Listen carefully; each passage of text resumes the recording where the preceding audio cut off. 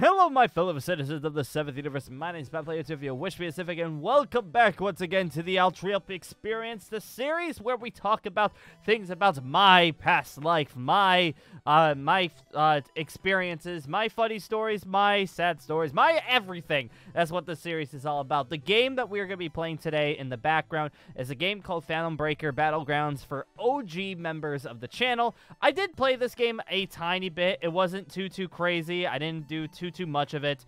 I played it mostly with Mitch and Damien back when we used to get into this game a lot, and I was like, I wanted to go back into it. I saw it on, I was looking for games to play in the background, and this one popped up, and I completely forgot about it. So I wanted to get back into it and actually just, you know, just hack and slash a little bit. The discussion we are going to be doing today, also I think I'm going to do the story mode and just, you know, do that. But, the discussion we're going to be doing today is we're going to be talking about, very interesting, we're playing with Neko Cat Girls and talking about this oh, I mean that, do that color. There we go, much better. We are going to be talking about my military experiences. People who don't know, I did play a lot of, I am in the military currently. Oh yes, there's a lot of talking right now. Get through all the talking, there we go. Oh, we're on stage 2. I didn't even realize that. But, for people who don't know, yes, I am in the military. I'm in the, Air National Guard, and I've been in it for 6.5 years. So, with my military, with my YouTube job that I currently have right now, well, it's not really, I wouldn't even call it a job, you know, YouTube, like, hobby slash, like, you know, money maker that I'm currently doing right now to provide you guys tons of entertainment. I'm also a member of the military. So I wanted to actually just talk about things about my military life, because I usually don't talk about that stuff. Mostly, when I first got into the military, it was actually really scary to actually talk about military stuff online, because a lot of people would actually find out about you or, like, track you down that were in, like, you know, rival military, type jobs. And, like, they would, I mean, when I say this, I mean, like, you know, like, bad people would come try to find it. I've had a couple of people who actually have done that because they're part of public affairs. They do, like, photos, and, they posted photos on Facebook, and then people found them. So, like, it's a scary world that we live in. That's why I don't talk too much about it. But right now, it doesn't seem to be as difficult right now to talk about this stuff, and I've been wanting to do it for a long time. So I said, you know what? Let's go ahead and do that. So, where should I start off? This particular video actually might be, like, you know, a 2-3-parter talking about military experiences, because there is a lot of them.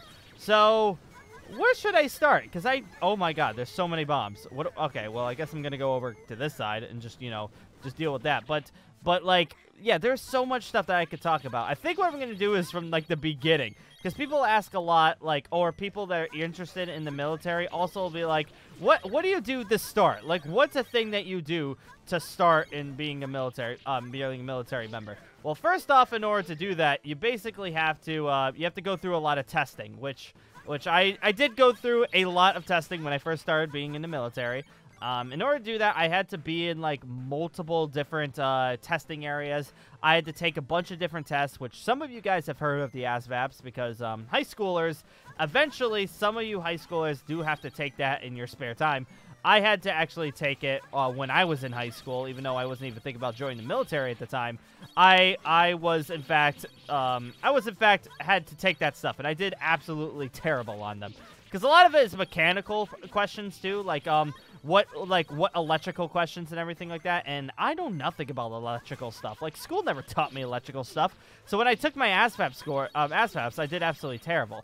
But when I did my military test, when I actually had to travel to a military base in Massachusetts, and to take my testing, and actually didn't do too bad. I actually got chosen the job that I currently have right now, which is basically personnel work. Basically, I just, you know, I'm on a computer 24/7. So I'm not, like, you know, I'm not going to be, like, out in the field or anything like that. Don't expect me to be out in the field. I'm not certified to even come close to the battlefield. So don't worry.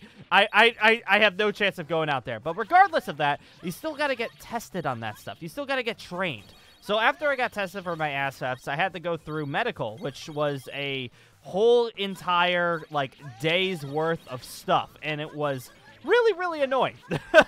It was actually really annoying to actually go through it all, because basically you had to do testing. You had to basically make sure that you are, you know, military. You're basically physically fit for military life, which is a lot easier said than done. There's a lot of things that can actually kick you out in the military without you even thinking about it. Like if you have a flat foot, you can't join the military because you can't run long distances.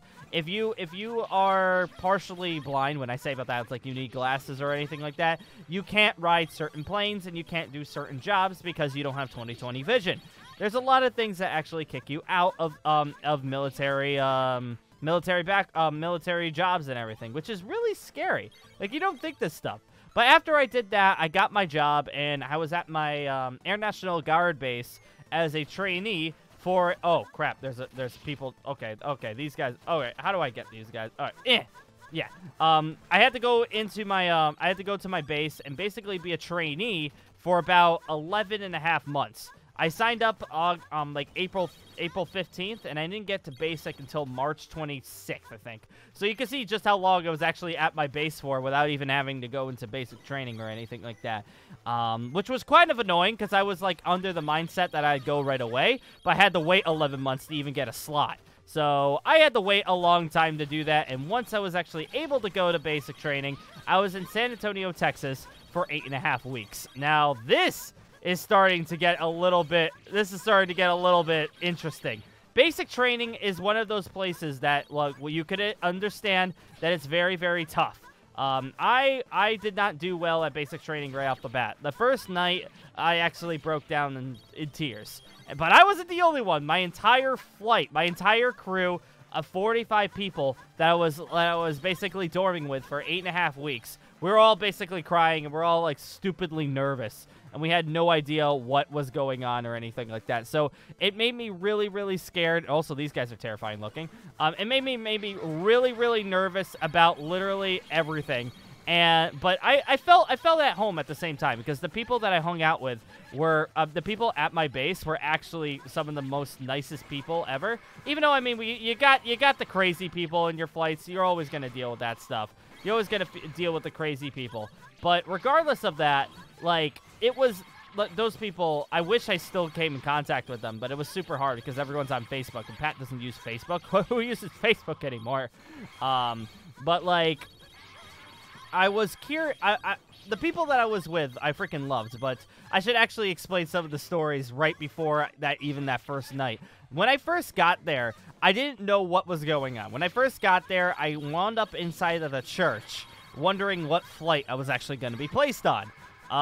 It was really scary. Like, I'll tell you right now, it was really scary. I was inside of a church, not knowing what was going on, and basically, I was just kind of like, what do I do? Where do I go? And I kind of just sat in the pew for like 3 hours wondering what was happening. I got placed inside of a band flight because I knew how to play musical instruments. Yes, I actually do play music a lot. Not anymore, but I used to play a lot back in high school and college. And I was actually in the march. I was in the brass, the bass and bugle. No, what's it called? Oh my God, drum and bugle corps as a baritone player, which is basically a tuba that is it's basically a tuba that is that you place on your shoulder. It's really heavy. It's like 40 pounds or something like that, pure brass. But you build upper arm strength like crazy. It's great. But like. After that, we went inside of our flights, and we went inside of our actual like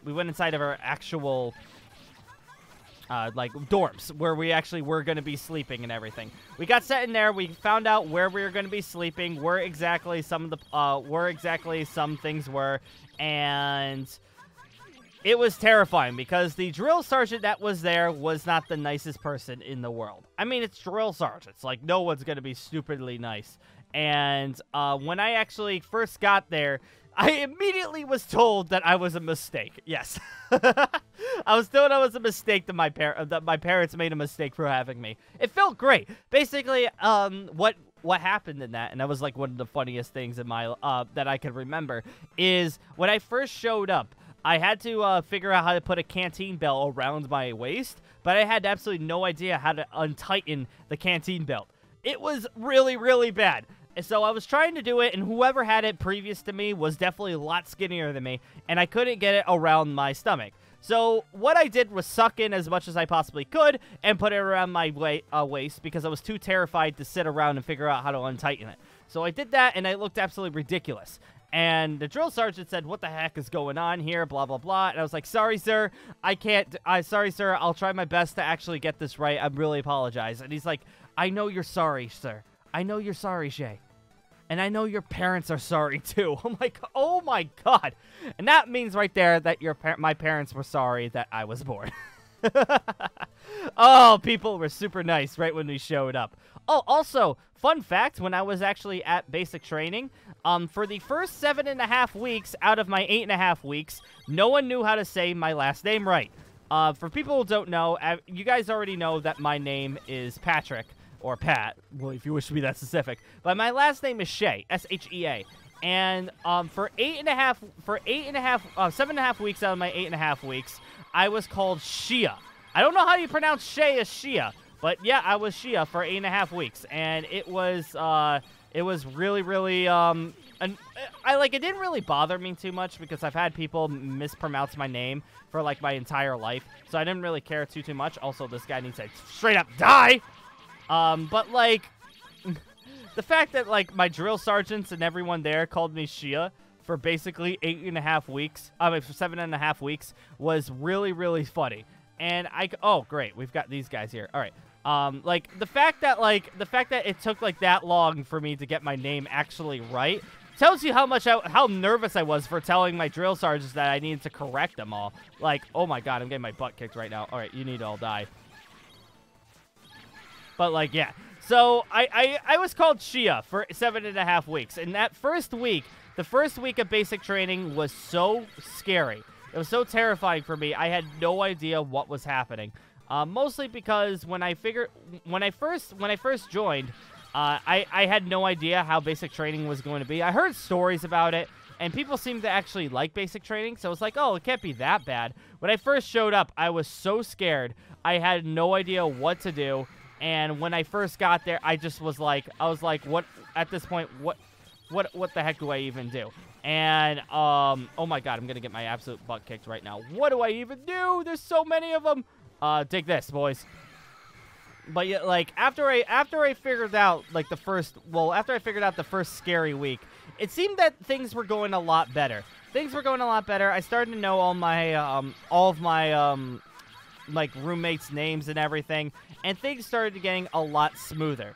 It was definitely scary, nonetheless. It was definitely super, super nerve-wracking, and would I go back to basic training? Probably not, but those guys were definitely some of my best friends at the time, and I was so thankful that they were around. I was so thankful. They were literally the reason why I'm here today. I told them about the fact that I wanted to be a YouTuber and everything like that, and they were like, "That's freaking awesome. You should keep it up." At this time, too, I had about 15 subscribers, so I don't know how much of my my quote-unquote YouTube career could have lasted. But you know what I mean. I was really hoping that, like, YouTube would take off for me or something like that. So, once I actually, like, did the first week, and oh God, we've got a bad guy over here. I've actually never even like, played through this game up to this point, so I have absolutely no idea what's going on. I just had to beat the snot out of this poor defenseless girl with a claw. And you've got friends. Great. But yeah, so at the first week, funny enough, every single time you go down for mess hall, when I say mess hall, I meant when you go into the cafeteria to eat. When you go to the cafeteria to eat, it's really, really scary because all the drill sergeants that are eating too, and they can all yell at you for like, you know, just literally no reason. We had a guy immediately get yelled at because he was immediately getting yelled at because he chose to eat dessert at the mess hall. Which, by the way, the dessert is an option there. You don't choose dessert. Regardless of what you do not choose dessert. Dessert is bad, and dessert is evil. Like, if you chose dessert and you ate it, like, the fact that you're still even around is absolutely crazy. Dessert, I'll tell you what happens when you got dessert. Basically, when you get dessert, the drill sergeants would then go to your table. They would get up from their table, go to your table, ask you why you have dessert, and then freaking laugh at you because you're the one who needed sweets. So it was really scary. Like, I wasn't the one who got dessert. I actually never got dessert until the last week, which, by the way, last week after you graduate and you're still there for a couple extra days, you can actually eat dessert. They don't care. But, like, the first weekers, you definitely should not get dessert. And one guy in my flight grabbed, like, a chocolate brownie, and that was the end of him. He was so nervous afterwards. But we basically found out that he was basically the class clown of our group. And he basically, like, always tried to, like, make everyone laugh, even the drill sergeants. So he definitely loosened some tensions. But at first, he was an idiot and grabbed dessert. You don't do that. So dessert is bad. Dessert is bad. And do I say one more thing before we go? Oh, yeah, before the end of this episode, as well, a basic training, there's a lot of physical stuff, but before you realize it, there's a lot of testing. Like, there's a lot of classes you have to sit through, because you have to learn how to do, like, you know, self-aid buddy care. You have to learn how to do, like, first aid on the battlefield. You have to learn a lot of stuff, and there were teachers, basically, there were staff sergeants who were drill sergeants, but weren't fully drill sergeants yet, so they just taught the classes to kids, and they were there to actually loosen some tension too. Because when I was there, we were all scared. The first class that we went to, we were all scared because we were all forced into one room by our drill sergeants getting yelled at. And then our drill sergeants left, and it was just that one guy. And that guy immediately was like, "So you guys nervous?" And everyone's like, "Yeah, we're all nervous." And he's like, "Don't worry, I'll make everything okay." And he made me laugh harder than I've ever laughed in my entire life. Thank you to Sergeant Christie for that. If anyone knows Sergeant Christie, make sure that Airman Shay says hi. But yeah, he made it so funny. Also, he rated a lot of things to gaming and like video games, because apparently he loved Gears of War. So so he made Gears of War jokes all the time, and I freaking loved it because I love the Gears series. I played all of them except for the recent couple of games because I don't really play Xbox that much anymore. But he was so funny. I freaking loved it. But yeah, I think on that note, everybody, though, what I'm actually gonna go right ahead and do is end this video here, because it's already starting to become a little bit later, and I want to I guess, like, this particular military story is going to be divided up in multiple parts. So you never know. Hopefully I'll remember how to, like, where I left off. Basically, we're still in, like, the first week. So, like, you know, we got a lot to talk about. There's a lot of stuff. Like, you know, gas chambers. That's one thing. We have to talk about gas chambers and Beast Week. Oh, and obstacle courses. Ooh, that's going to be interesting. But on that note, everybody, I'm going to say thank you guys for joining again. If you guys want to hear more, let me know in the comments below. If you guys want to know more of the owTreyalP experience, let me know in the comments below, because I'd be totally down talking about it with you guys. I freaking love just talking to you guys one-on-one and, you know, just playing like a silly game in the background. I hope you guys did actually enjoy that. But on that note, I'm going to say thank you guys for joining again, and I will be seeing you later.